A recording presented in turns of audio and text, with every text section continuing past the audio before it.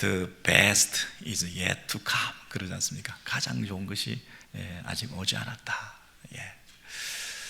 우리가 좀 만족을 잘 하지 않고 우리가 사는 습성들이 있는 것 같습니다. 우리의 재성들이 늘 새로운 것을 추구하고 이전의 것으로 불평하고 더 좋은 것이 있을 것으로 이렇게 생각하는 우리의 습성들이 좀 있지 않나 싶습니다. 여러분, 그 옛날에 집에 수도꼭지를 틀면 물이 나올 때 얼마나 그 기적적인 일이었습니까? 그렇지 않습니까? 우물가에 가서 개울가에 가서 빨래하고 그런 기억들 없으신가요? 여러분, 스위치를 탁 켜면 불이 쫙 들어온다. 이건 너무 놀라운 일 아닙니까? 근데 우리는 지금 불도 들어오고 물도 들어오고 다 들어오는데 어떤 때는 못 견뎌하는 게 있는데 그게 뭐냐면 와이파이가 안 된다.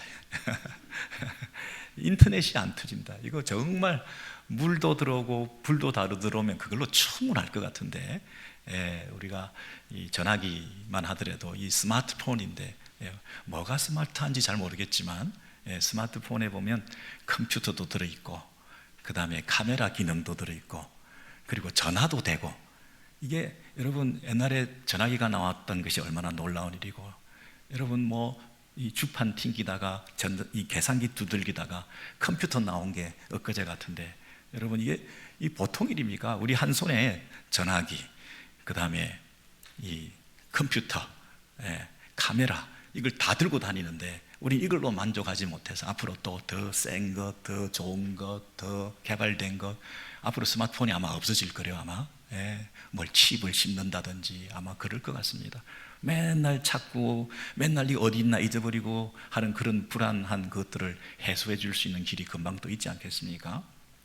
여러분 우리는 새로운 것 이걸 계속 추구하게 마련인데요. 오늘 이 본문에 보면 예수님께서 기적을 한번 베푸신 적이 있는데 그것도 소경을 눈을 뜨게 해준 그 기적이 있었는데 사람들이 뭐라고 얘기를 하냐면 나사로는 왜 죽게 내버려뒀냐 이렇게 얘기를 하는 거예요. 오늘 본문에 여러분 요한복음 11장을 보시겠습니다. 예수께서 그 나사로의 시체 앞에서 죽음에 대한 소식을 듣고 눈물을 흘리셨다 그랬습니다. 그런데 유대인들이 뭐라고 얘기하느냐 하면 저렇게 눈물을 흘리는 걸 보니까 나사로를 사랑하긴 했나 보다. 그를 얼마나 사랑하셨는가 그렇게 말하고 난 다음에 아니 그렇게 사랑했으면 살려주지 왜 죽지 않게는 할 수 없었냐 그러면서 뭐라고 하느냐면 맹인의 눈을 뜨게 한 이 사람이 왜 그 사람은 죽지 않게 할 수 없었더냐 이렇게 얘기를 하는 거죠. 여러분 맹인의 눈을 떴다 그것도 날 때부터 소경된 사람의 눈을 뜨게 했다는 것은 이 기적 중에 기적 아닙니까? 그래서 이 정도만 기적을 행했다 하더라도 그 예수님을 받아들이고 믿을만 했어야 되는데도 불구하고 예수님에게 뭐라고 얘기하느냐 하면 눈을 뜨게는 해줬는데 죽지 않게는 못하네 라고 얘기를 했다는 것입니다. 여러분 우리가 누군가를 사랑하면 못 해줄 게 뭐가 있습니까? 그죠? 사랑하면 다 해준다.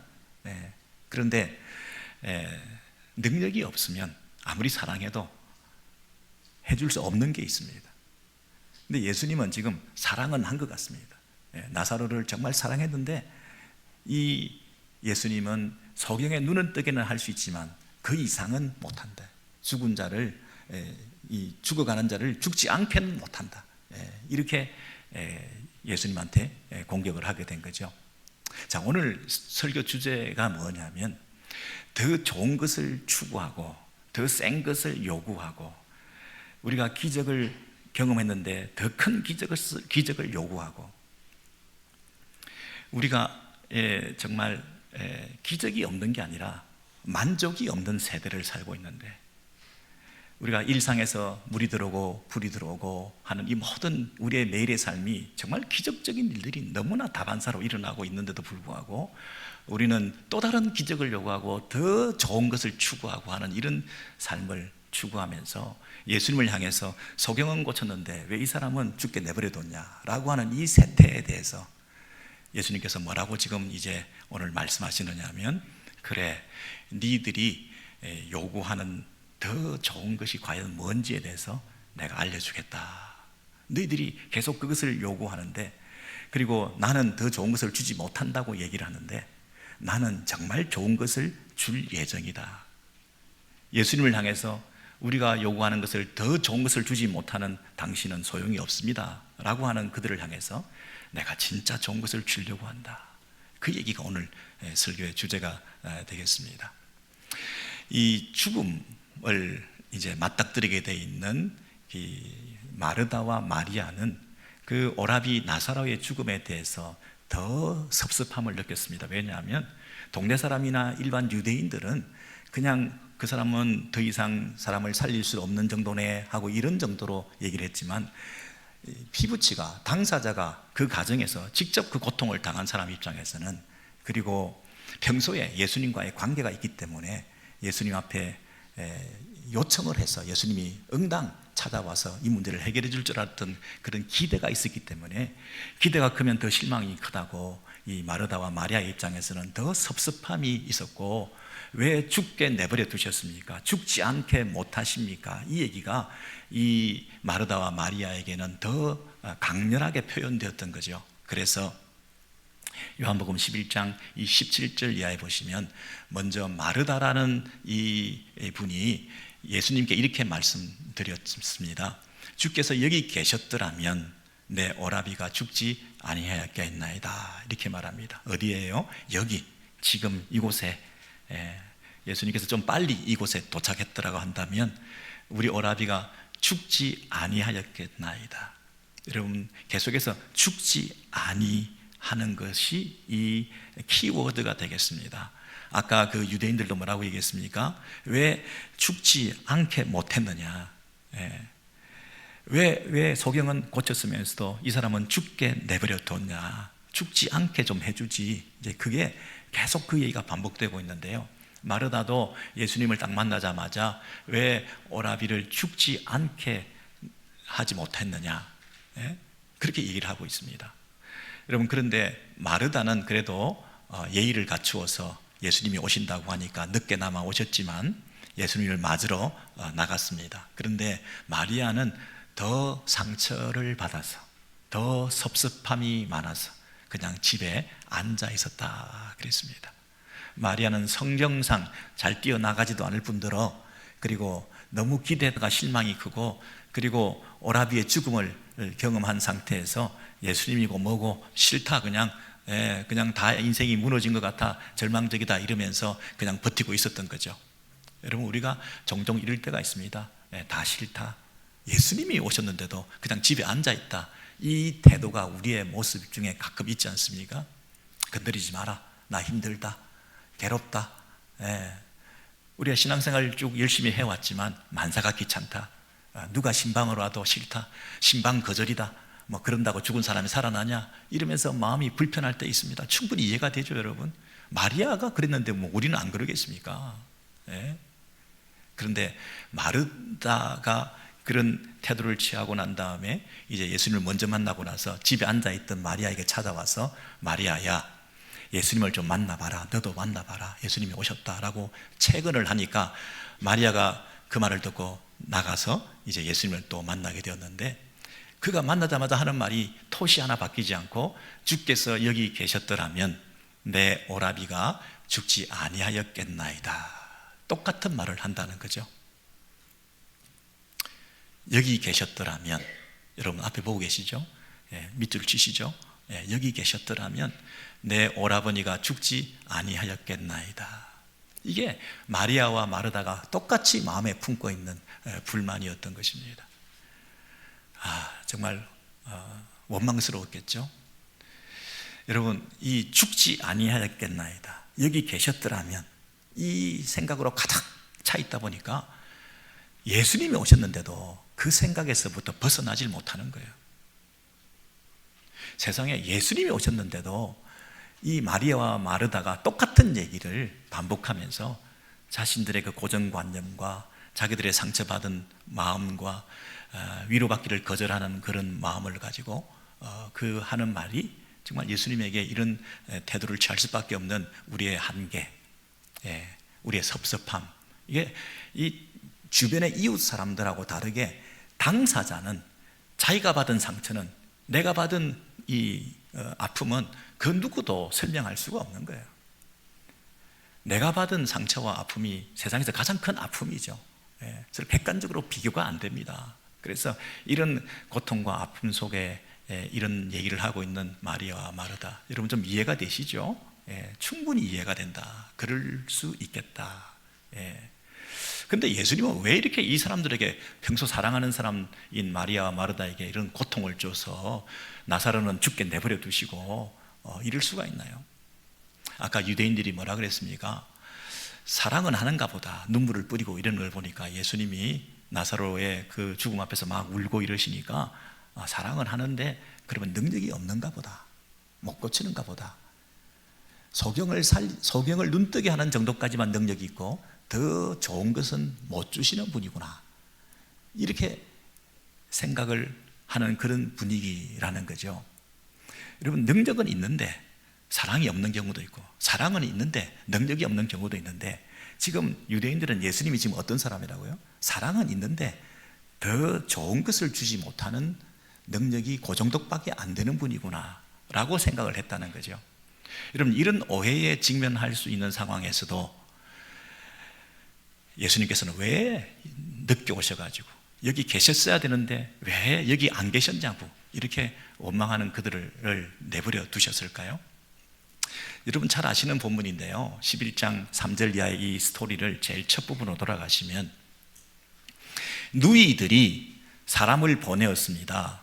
그래서 주여, 사랑하시는 자가 병들었나이다. 이 나사로가 아직 죽기 전입니다. 그래서 빨리 오셔야 되겠습니다. 그런데 그 나사로가 죽어간다는 소식을 들으시고는 예수님께서 빨리 가시지 않고 그 계시던 곳에 이틀을 더 유하시고 그랬습니다. 이틀을 더 유하시고 난 다음에 나사로가 죽었을 때 제자들에게 이렇게 말합니다. 나사로가 이제 잠들었다. 이제 가자. 깨우러 가자. 그러니까 제자들은 자다가 깼으니까 이제는 뭐 숙면을 취하고 병 가운데서 일어났나 보다 이렇게 생각을 하고, 죽을 병이 아닌가 보다 이렇게 생각했는데, 예수님은 그 뜻이 아니라 나사로가 죽었다.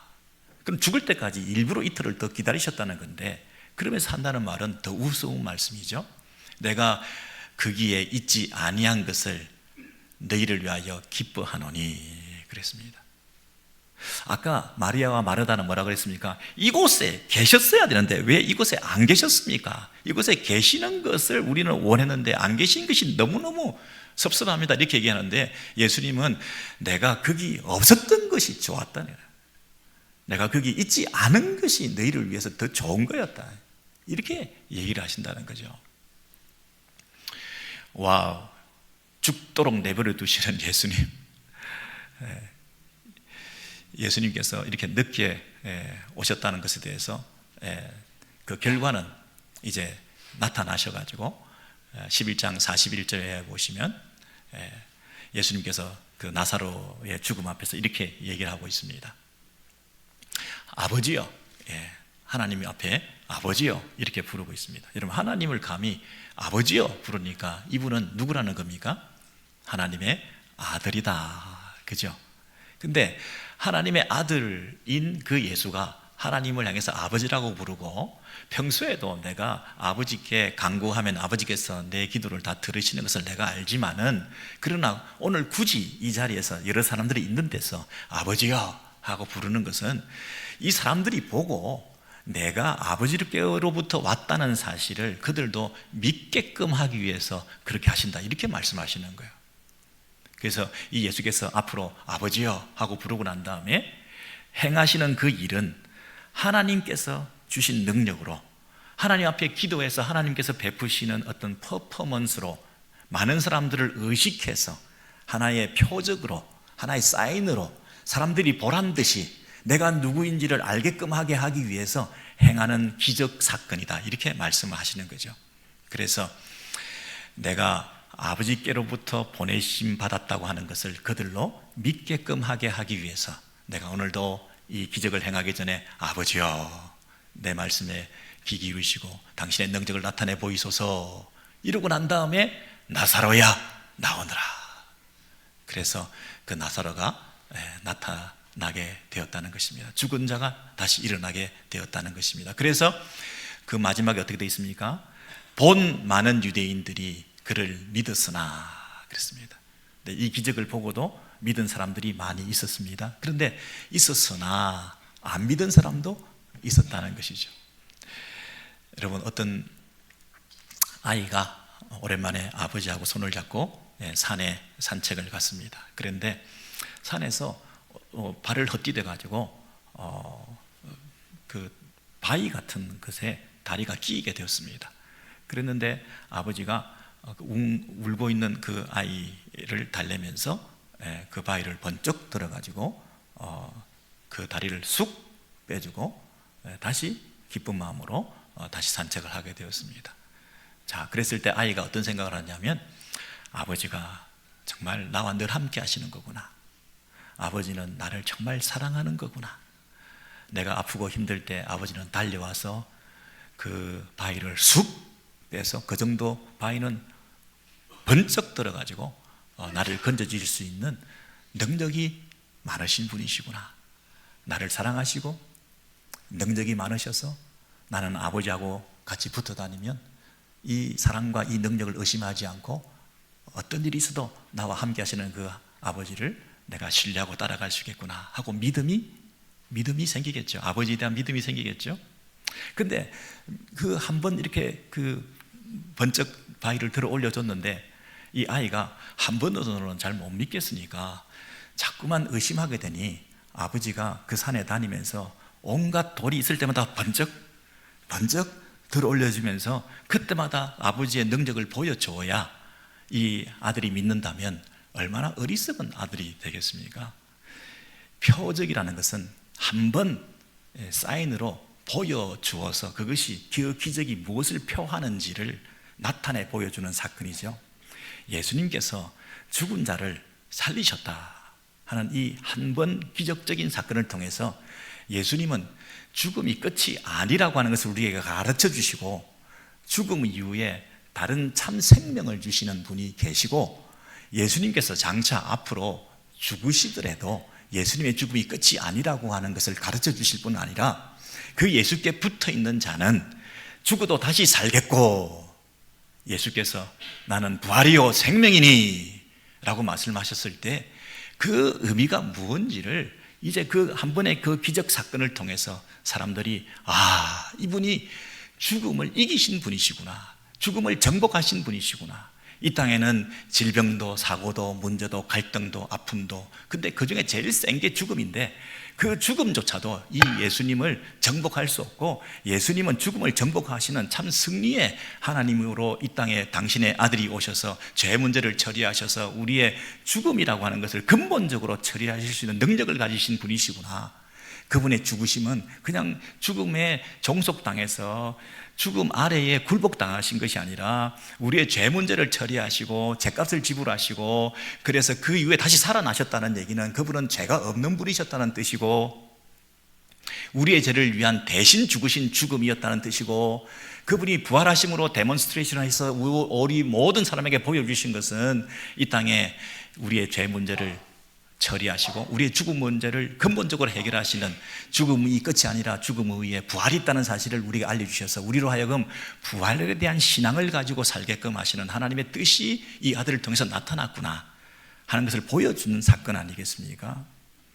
어떻게 그 아버지가 산에 다니면서 그때마다 돌멩이를 들어 올려 보여주어야 그 아들이 그 아버지를 믿을 수 있겠습니까? 우리 요한복음의 이 기적 사건을 통해서 소경을 눈뜨게 해주셨을 뿐 아니라 그런데 그 소경은 조금 있으면 또 눈을 감기 마련 아니겠습니까?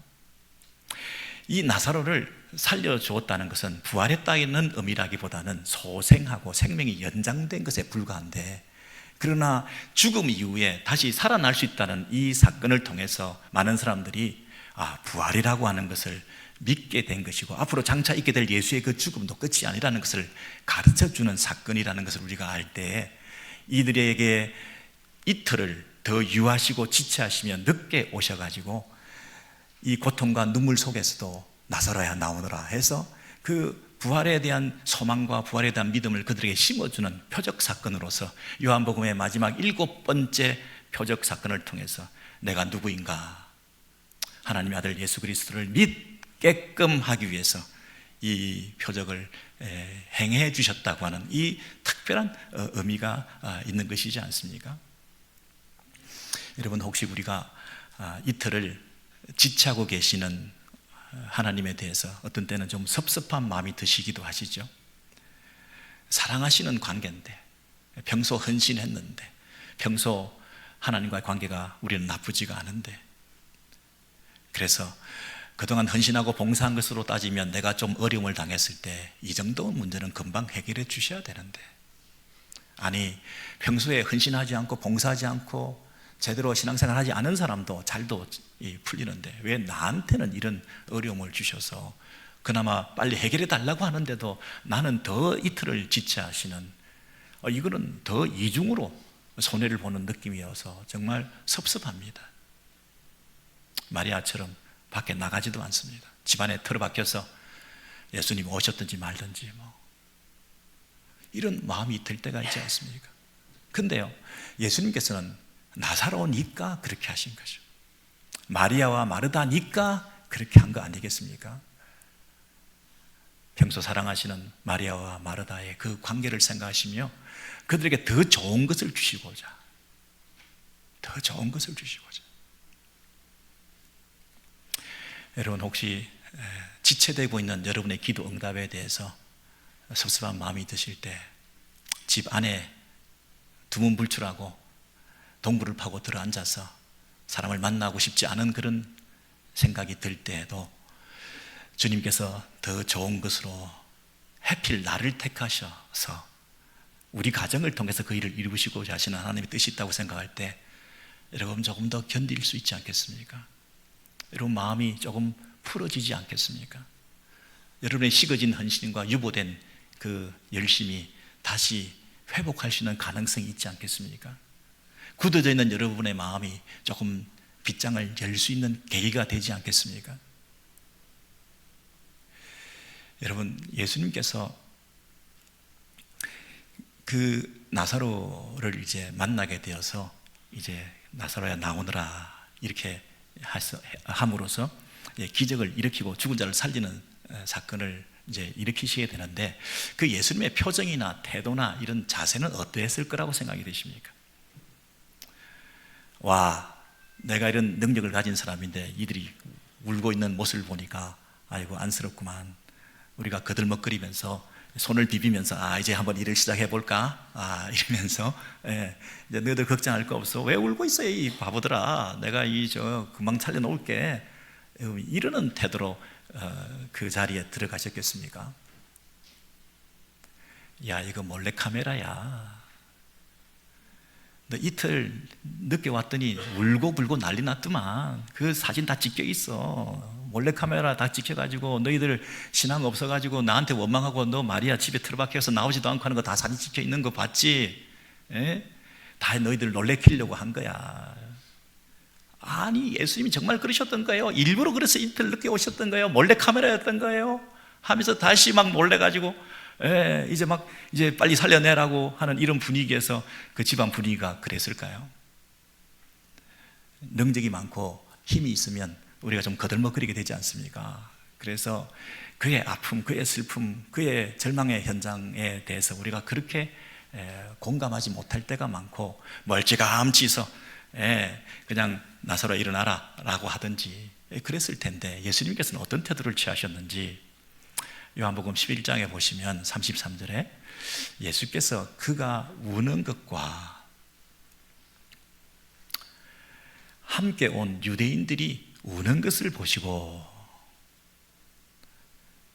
심령에 비통히 여기시고 불쌍히 여기시고 창자가 끊어진 것 같은 애절함을 가지고 민망히 여기시면서 뭐라고 말씀하시느냐 하면 그를 어디 두었느냐, 멀찌감치해서 냄새 나니까 뭐 고쳐주시든지 살려주시든지 그렇게 하지 아니하시고 그를 어디에 두었느냐. 굳이 썩은 냄새가 나는 그곳에 주여 오셔서 보시옵소서. 그 절망의 자리, 그 눈물의 자리, 그 슬픔의 자리에 현장까지 가셔서 그것을 보시고 예수께서 눈물을 흘리시더라.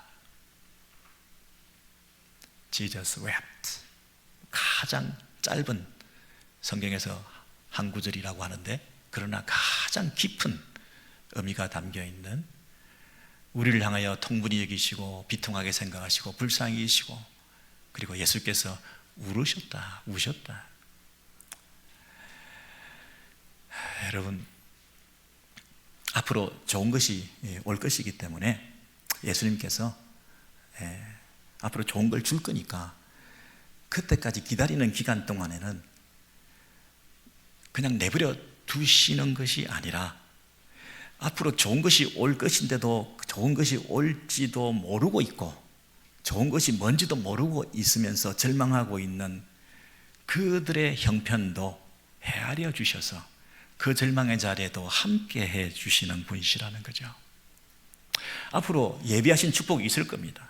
앞으로 좋은 것이 우리 인생길에 열리게 될 것입니다. 지금은 힘들고 괴로운 관계며 또 마음이 아픈 슬픈 이런 상태에 있다더라도 우리는 회복되고 더 좋은 관계 속에서 아름다운 동력을 하게 될 것이고, 혹시 남편이나 아내가, 혹시 있는 부모나 자녀나 우리 공동체 안에서 여러 가지 형편과 사정 속에서 여러 가지 꼬이고 갈등하고 문제가 있고 기도가 응답이 안 되고 왜 이런 일이 계속되고 있는지 모르겠다고 하나님 앞에 원망하면서 빨리 이걸 해결해 달라고 했는데도 해결이 되지 않고 있는 그 기간, 이틀, 이 너무 긴 시간으로 여겨져서 죽지 않게 해주셔야 되는데 죽게 내버려 두신 이분에 대해서 비통한 마음을 가지고 울고 있는 그들에게 예수님께서 그 아픔을 공유하고 계신다는 거예요. 앞으로 내가 살려줄 것이기 때문에 울지 마라가 아니라, 앞으로 살아날지도 모르고 앞으로 어떤 일이 일지도 모르는 그 가운데서 비통한 가운데 절망하고 있는 그들의 형편까지도 같은 비통함으로 함께 해주신다는 것이죠. 우리의 슬픔과 눈물의 자리에 그분이 함께 하셔서 죄로 드리워져서, 이 죽음이 이 어두운 그늘로 드리워져서 이 가정에 있는 이 모든 아픔과 슬픔의 그 자국들을 다 쓸어내실 것임에도 불구하고 현재는 아프다는 거죠. 앞으로 잘 될 거니까 괜찮다라고 털털 털고 일어나라가 아니라, 앞으로 잘 될 건지 안 될 건지 모르겠지만 그러나 현재는 아프다는 거죠. 현재는 절망스럽다는 거죠. 현재는 너무나 고통스럽다는 거죠. 현재는 너무 힘들다는 거죠. 현재는 너무너무 그 죽음에 사랑한 사람을 잃어버린 것에 대한 고통이 절절하다는 거죠. 근데 예수님께서 그 자리에 가셔서 그곳까지 함께 가까이서 함께 그들의 울음에 동참하시면서 함께 우셨다고 하는 이 대목이, 오늘도 지금도 우리의 이 슬픔의 자리에 찾아오셔서 함께 울고 계시는 거구나. 우리의 낙심한 자리, 우리의 슬프고 아프고 괴롭고 분하고 우울하고 외롭고 초라하고 가난하고 힘들고 이 자리, 내 마음의, 내 감정의 상태까지, 그리고 내 눈물 한 방울 한 방울의 그 의미까지 그분이 공감하시고 아시고 우리와 함께하고 계신다는 거죠. 그래서 우리는 조금 더 견딜 수 있겠죠. 그래서 우리는 조금 더 소망 가운데 위로받으면서 우리가 절망하지 않고 다시 일어날 수가 있겠죠. 이 주님이 안 계시면, 이 주님이 나에게 찾아오셔서 나와 함께 하시고 함께 울어주는 분이 없다고 한다면 우리는 혼자서 외로워서 어떻게 살 수 있을까요? 그 누구의 말도, 그 어떤 사람의 위로도 우리에게 아무런 영향을 끼치지 못한다는 것을 우리는 경험하지 않았습니까? 사람이 싫은데요, 신방이 싫은데요, 부모도 자식도 목사도 다 필요 없는데요, 혼자 내버려둬. 그게 내가 하고 싶은 말 아닙니까? 그럼 우리는 어떻게 이걸 견딜 수 있나요? 주님이 하시잖아요. 주님이 우시잖아요. 주님은 더 가까이 찾아오셨잖아요. 지금도 우리와 함께 하심을 믿습니다. 여러분을 불안하고 염려하고 있는 여러분의 마음을 다 헤아리고 계시는 것을 믿습니다. 가장 선한 길로, 가장 여러분의 적합한 방식으로 은혜 베푸시고 가장 당신의 섭리하시는 그 계획 가운데 우리를 인도해 가셔서 우리에게 가장 좋은 것을 주셨다, 그 고백을 우리 입술을 통해서 반드시 받아내고야 마시는 좋으신 아버지 아니시겠습니까? 여러분, 미국 오셔서 걱정하고 고민하고 고생 많이 하고 계시지 않습니까? 외로워 있나? 여러분, 그 자리에도 우리 주님 함께 하시는 줄 믿습니다. 여러분, 이 예수님께서 이루시고자 하시는 더 좋은 것은 한 가지 더 있는데요, 그것이 요한복음 12장에 있는 말씀입니다. 34절에 더 좋은 것이 있다. 그분이 꿈꾸시는 그림이, 더 좋은 그림이 있다. 그게 뭐냐면 12장에 한 1년 정도 이후 처음에 그 나사로 집에 왔던 그 시간으로 따지면 한 2년 정도 시간이 흐른 다음에 예수님께서 베다니에 다시 찾아오셨는데, 이곳은 예수께서 죽은 자 가운데서 살리신 나사로가 있는 곳이라, 오랜만에 이 집에 찾아오게 됐는데 이제 이 예수님을 위해서 저녁 식사를 준비하고 있습니다. 근데 이 잔치를, 이 식사를, 음식을 누가 준비할까요? 누가 준비할까요? 우리 교회 같으면 누가 지금 준비하고 있을 것 같아요? 여러분, 마르다는 부엌에서 일을 하고 식사 준비를 하고, 마리아는 뭐 하고 있을까요? 아니나 다를까 마리아는 지극히 비싼 향유를 가져다가 예수의 발에 붓고 자기 머리털로 발을 닦으니 향유 냄새가 가득하더라. 시체 냄새로 가득하던 그 집안이 이제 마리아의 향유 냄새로 집안에 가득하다, 그렇게 얘기를 했죠. 나사로는 뭘 하고 있을까요? 나사로는 예수와 함께 앉은 자 중에 있더라. 예수와 함께 앉아서 담수하고 말씀을 나누고 그렇게 있는 거죠. 여러분, 이 상황에서 가룟 유다는 뭘 할까요? 가룟 유다가 나타나서 이 향유를 어찌 300데나리온에 팔아 가난한 자들에게 주지 않았느냐, 이렇게 얘기를 했죠. 여러분, 2년 전에 누가복음의 표현에 의하면 가룟 유다처럼 이렇게 말했던 사람이 누구였을까요? 마리아에게. 마르다가 예수님한테 그렇게 얘기한 거 기억나십니까? 주여, 지금 나 혼자 이 식사 준비하고 있는 거 안 보이십니까? 저 동생이 예수님 앞에, 무릎 앞에 앉아가지고 예수님과 말씀을 나누고 있는데, 아니 세상에 예수님도 똑같은 분이시네요. 내가 지금 이 고생을 하고 혼자서 일을 하고 있는 것을 마리아가 그걸 알 텐데 빨리 가서 저기 언니를 도와라고 좀 얘기 좀 하세요. 이렇게 누가 얘기했다고요? 마르다가 예수님한테 쏘아주면서 마리아가 지금 그렇게 하고 있는 꼴을 못 봐주는 거죠. 그랬던 마르다가 지금 어떻게 하고 있습니까? 마리아는 마리아대로, 마르다는 마르다대로, 나사로는 나사로대로 주님을 섬기고 있죠. 자신의 은사와 탤런트대로 자신의 방식으로 주님을 예배하고 있죠. 마리아가 향유 옥합을 깨트려서 예수님의 발을 씻기는 그 장면을 보고 가룟 유다는 낭비다, 저거 그렇게 얘기했지만 예수님은 예배다, 이렇게 말씀하셨죠. 낭비가 아니라 준비다, 이렇게 말씀하셨죠. 장례를 준비하는 것이다. 나사로는 예수님과 무슨 대화를 했을까요? 앉아가지고. 나사로가 죽었다가 다시 살아난 당사자 아닙니까? 자신의 부활에 대해서 얘기했겠죠. 그냥 나는 잠시 다시 살아났지만 나는 영원한 부활을 믿습니다. 앞으로 예수님께서 십자가에 죽으시고 그 죽음이 끝이 아니라 다시 살아났던 것을 나를 통해서 가르쳐 주셔서 나는 예수님의 부활을 믿게 되었습니다. 나는 잠시 살아난 것으로 만족하지 않고 영원한 부활을 믿습니다. 나를 믿는 자는 영원히 살리라 하신 그 말씀을 내가 믿습니다. 내가 부활에 대한 신앙을 내가 가지게 되었군요. 말씀을 잘 듣고 예수님 앞에 엎드려 있는 것도 예수님을 리스펙트하는 것이고, 예수님을 위해서 음식을 준비하는 것도 조용히 음식을 준비하며 자신의 소임을 다하는 것도 예수님을 경배하는 것이고, 예수님 앞에 자기의 전 재산을 바쳐서 옥합을 깨트려 그의 발을 씻기는 것도 자신의 방식으로 사랑을 표현하는 거예요. 각자 자신의 방식으로 예배하고 있는 거예요. 각자 자신의 방식으로 예수님을 향한 사랑을 표현하고 있는 거예요. 각자 자신이 믿는 그 믿음의 대상이신 예수를 향해서 자신의 모든 것을 지금 시간을 드리고 물질을 드리고 마음을 드리고 있는 거죠. 여러분, 이것이 아직 좋은 것은 오지 않았다의 결론입니다.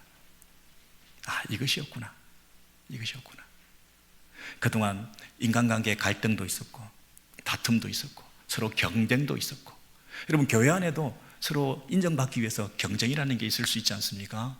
사람들로부터 인기와 평판, 이거 굉장히 중요하지 않습니까? 예수님이 이걸 알아주느냐 못 알아주느냐 굉장히 중요하지 않습니까? 나는 왜 이 굳은 일을 혼자서 부엌 일을 하고 있으며, 누구는 화려한 무대 앞에서 이렇게 스포트라이트를 받으면서 향료컵을 깨트려 가지고 와, 사람들이 칭찬을 받고, 마르다는 무대 뒤에서 음지에서 나름대로 열심히 자신의 일들을 감당하면서, 여러분, 이렇게 다양하게 각자가 하나님을 향해서 섬기는 이런 아름다운 신앙 공동체를 이루고 있는 이 모습이 여러분 얼마나 귀하고 아름답습니까? 부활을 맛본 사람들은, 이 땅에서 하늘의 소망을 가진 사람들은 이 땅에서 관계에서도 혁명이 일어나는 거예요. 공동체 안에서도 삶이, 모습이, 태도가, 말투가 달라지는 거예요. 사람들을 향하여 빈정대거나 경쟁적인 말들을 하거나 볼멘 소리를 하면서 서로 깎아내리는 얘기를 하거나 불평의 원망을 하면서 제3자에게 그 사람의 얘기를 뒤에서 하거나, 주여 왜 저 인간을 그대로 내버려 두십니까? 잡아가든지 아니면 나를 돕든지 그렇게 하시지 왜 이런 일을 내버려 두십니까? unfair 라고 맨날 부르짖고 외치는 그런 마음으로 살던 이 마음에 굳어있는 마음들이 다 녹아져서 부활신앙, 이 세상이 다가 아니다, 죽음이 다가 아니다, 죽음 너머에 있는 영원한 하나님 나라에 속한 천국의 그 향내를 맡으면서 이 땅에 이상적인 천국을 실현하는 공동체로서 교회라는 신앙 공동체를 허락해 주셨고, 이곳에서 이러한 관계를 통해서 부활에 대한 믿음을 가지고 우리가 살아갈 수 있게끔 하신 하나님의 큰 뜻이 있겠구나.